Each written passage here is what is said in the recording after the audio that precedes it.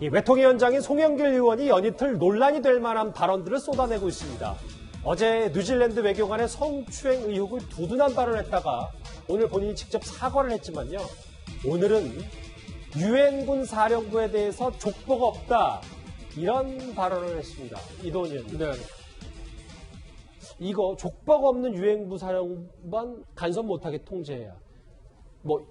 전후 맥락을 좀 더 살펴봐야 되긴 할 텐데 이 말 자체가 좀 눈에 띄어서요. 사실도 맞지 않고 또 외교적으로도 대단히 부적절한 발언입니다. 오히려 그 송 위원장의 발언이 그 족보 내지는 근거가 부족한 것 같아요.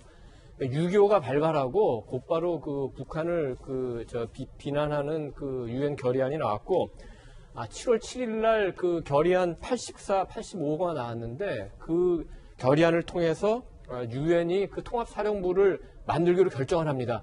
그리고 사령부에 대한 권한을 미국 대통령, 당시 해리 트루만 대통령한테 위임하고 트루만 대통령은 합참을 통해서 극동사령관인 그 메가저 장군을 그 유엔 사령부 사령관으로 임명을 합니다. 그때 우리 군도 거기에 이제 같이 편입이 돼서 함께 이제 전쟁을 치르게 된 거죠.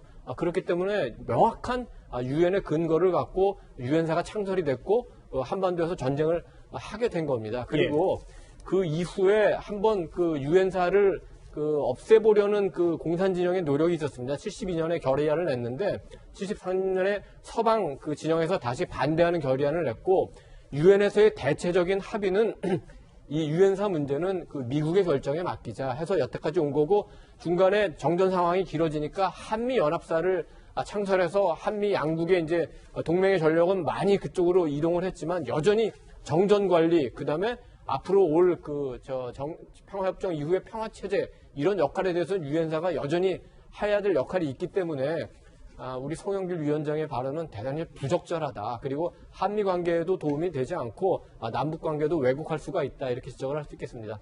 제 옆에 있는 이 그래픽 한번 보실까요? 김태 변호사님.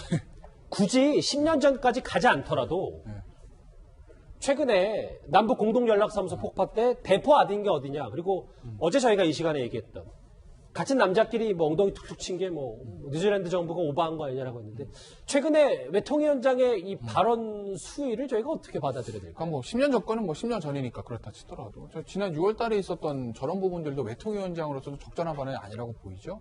대포가 아닌 게 어디냐. 그러면은 대포가 아니라 그냥 폭탄을 쐈겠다면 괜찮다는 거냐. 북한의 저런 행동을 용인하는 거냐. 특히 그냥 국회의원이 아니라 외교통일, 어떻게 보면 그 북한의 문제를 관할하고 있는 외교통일위원장으로서 부적절한 발언이라는 비판이 있었던 거고, 그 다음에 이제 어제 있었던 성추행 논란. 물론 오늘 다시 저 부분에 대해서 사과는 하긴 했습니다. 송영길 의원이 저 발언에 사과는 하긴 했는데, 어쨌든 지금 성인지 감수성이라는 게 굉장히 중요한 화두로 떠오른 지금 이 시점에서 그럼 남자끼리 엉덩이 치고 배 두드린 게 뭐가 잘못이냐는 어떤 송영길 의원의 저 발언들이 또 어제 많은 비판을 받았었죠. 김 변호사님, 그럼 이제 오선 중진으로서의 본인 정치적인 여러 가지 것들도 고민하다 이렇게 그래서 나온 발언이라고 봐도 되는 거예요? 그러니까 오선 중진 의원의 본인의 앞으로 정치적 여러 가지 여러 가지 계획들을 위해서 이런 발언한 거다. 일각의 이런 지적도 있어서요. 글쎄 이제 북한에 대한 문제는 아마 그런 어떤 정치적인 계산이 깔려 있다고 볼 여지가 없는 건 아닌데 어제 이제 동성 성추행 그 문제는 글쎄요. 그러니까 송영길 의원이 하고 싶었던 얘기는 뉴질랜드로 우리 외교관을 인도하는 것가 적절하지 않다 그 얘기를 하고 싶었던 것 같은데 외교통일위원장 입장에서 그 얘기는 할 수 있다고 봅니다. 어떻게든 우리나라에서 처리해야지 넘기는 건 옳지 않아라는 그 얘기는 정책적인 얘기를 할 수는 있는데 그 앞단의 얘기, 저 동성 성추행 문제, 저건 사실은 본인은 오송 중진이 아니라 초선 의원이라도 정치적 앞길을 좀 방해하는 말 아니겠어요? 그러니 오늘 바로 사과가 한 거겠죠? 자, 그런데요. 중국 외교 정책을 총괄하는 양재치 공산당 정치국 위원이 내일 1박 2일 일정으로 부산을 찾습니다. 서훈 안보실장과 만나는데 그런데 지금 꽤 주목을 끄는 이유가 장소가 서울이 아닌 부산입니다. 한중 코로나19 대응 협력, 고위급 교류 등 양자 관계, 한반도 및 국제정세 등 상호 관심사에 대해 의견을 교환할 예정입니다. 왜 부산이냐, 왜 서울에 다 있는데 이 얘기를 하거든요. 이거에 대해서 뭐 일부에서는 저자세 논란도 있는데 이걸 좀 어떻게 받아들여야 되죠?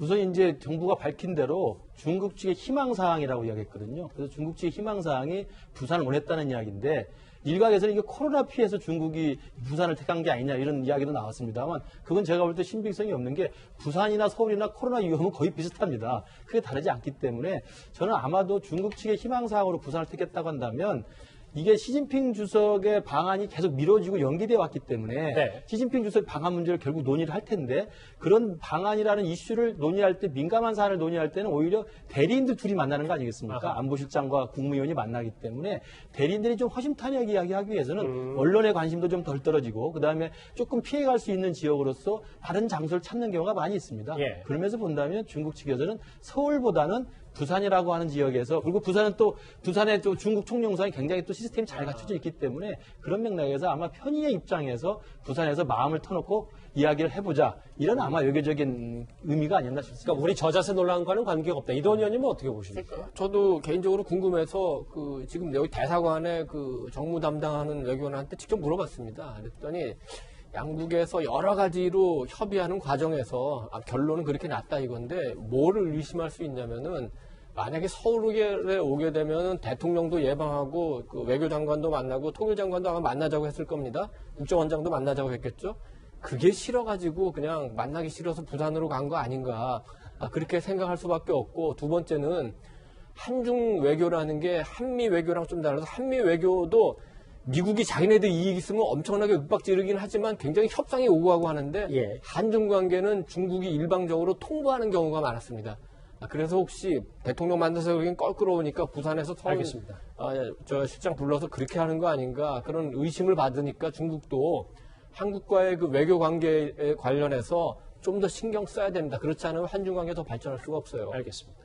한중 외교 소식 오랜만에 이 소식까지 정리를 해봤습니다. 자, 뉴스탑 10 마지막 주제가 기다리고 있습니다.